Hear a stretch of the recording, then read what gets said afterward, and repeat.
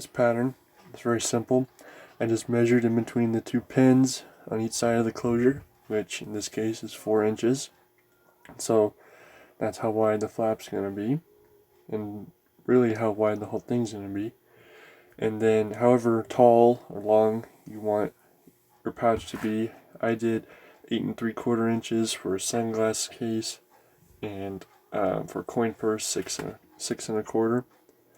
And then just line those measurements up again to make a rectangle, and then came down about 2 inches because I want to make sure that will slide through. When I made this first couple times, I made it too narrow and I couldn't get the closure through, and that was a pain. Then it was no good. So 2 inches gives plenty of room, and then I add 1/4 inch to either side. It gives plenty of room for stitching. On most projects I do 1/8 inch in and then stitch, but for this I add an extra 1/8 inch to get 1/4 inch.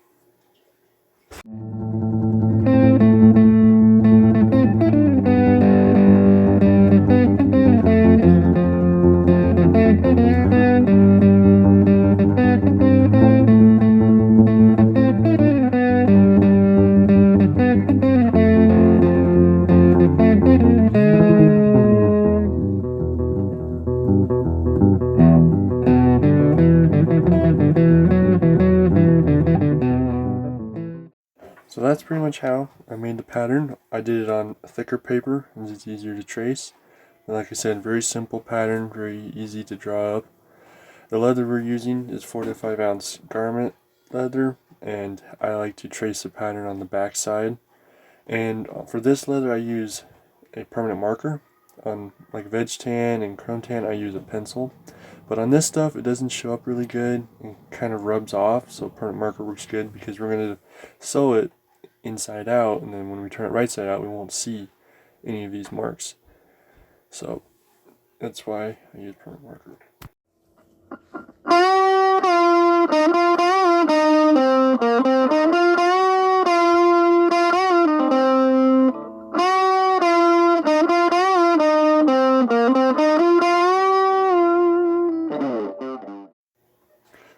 So for this I'm going to be using a round knife to cut, because this material stretches and moves so much it doesn't really work good to use a box cutter. I used scissors before I got a round knife, but that really wears out my hands. So I like to use this for this stuff. This is from Weaver, and one thing you need to definitely be careful with is because it is a very sharp tool, and it has a lot of open blade, and so you got to be careful where your fingers are at, and pay attention that you're not in too big of a rush, because that's when accidents happen.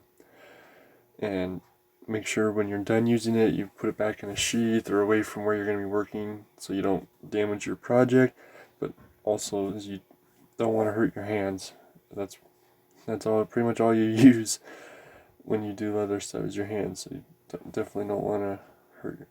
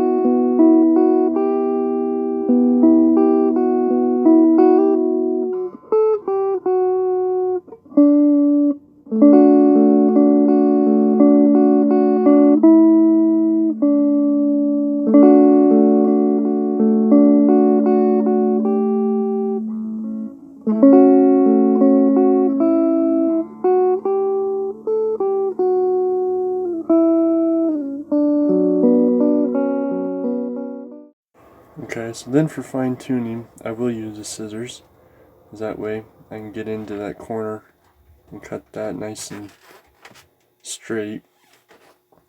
And I'm going to do that on all 4 pieces, and then I'll mark where I'm going to stitch.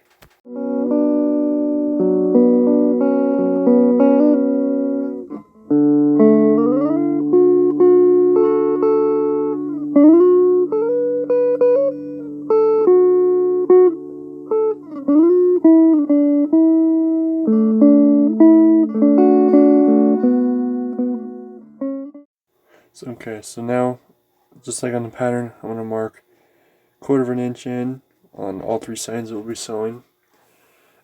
Really, you only have to do it on one piece of the pouch because you're only going to be punching one direction. But I'll do it on all 3 just because I don't always know which side I'm going to decide to punch through. And then also, I like to put the closure in and fold it over and just trace along the flap, because that way I have something to line it up with when I put a clamp on it. So then when I punch the holes, I have something to line it up with and try to make it as straight as possible. And then I do use a pencil, 1/4 inch on the top, because that's where I'll be punching the holes. And then that part you probably could see, so I use pencil there.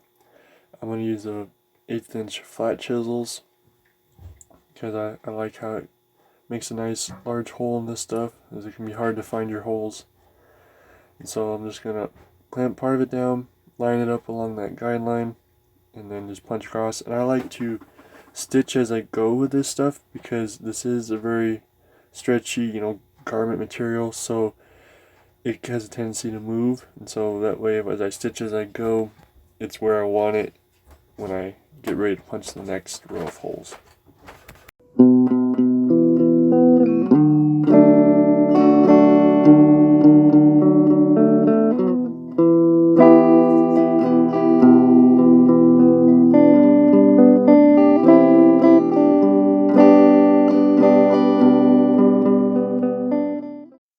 So now, sewing them together, I'm going to put them top leather to top leather, so that it's flush on both out. Because then once we sew it, we're going to flip it inside out, so then you won't see the stitching. You'll just see the outside leather. So I just line it up as carefully as I can, which, like I said before, nothing really has to be super precise. And so then I just punch along the mark that we made with the permanent marker, and once again I'm going to stitch as I go and go down. I usually like to do the bottom first and then up the sides, and then it's just do that to the other one, and then on the next step we just flip them inside out.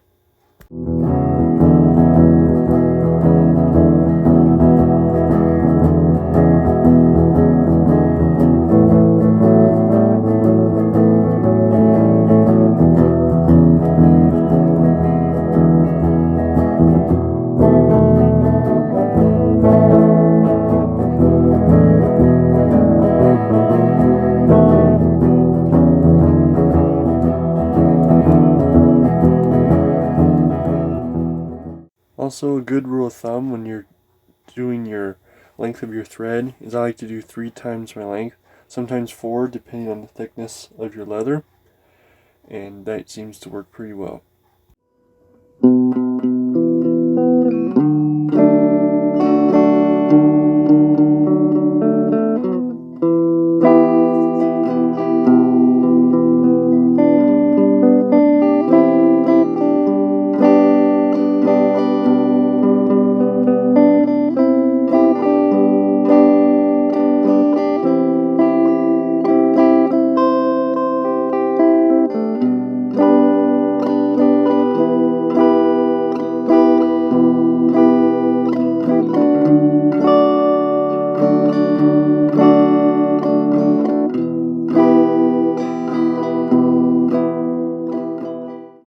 So now I'm turning inside out.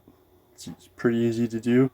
Sometimes I'll use a handle of a tool to get the corners better, but for the shallow coin purse, it's usually pretty easy.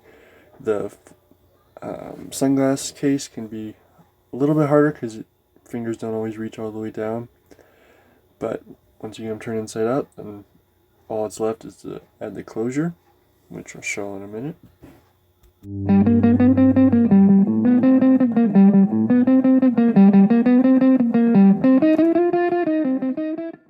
So now these closures are pretty simple. One side's the pin's already in and closed. You just slide them through each piece to where they barely poke out on the other side. Do that to both of them, so that way I don't have to do them twice.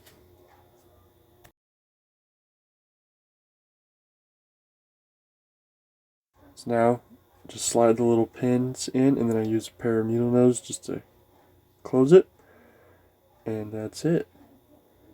Pretty easy. Sometimes though, the pins aren't very big, and so like I cut out of the video, I dumped the bag, had to pick all of them up. Kind of irritated myself with them. Then once you get that clamped in there, then that's it. It's all ready. These are really simple. I did both of these in an evening, and that was also while filming, so I had to stop and change the camera angle and stuff. So, and works pretty good.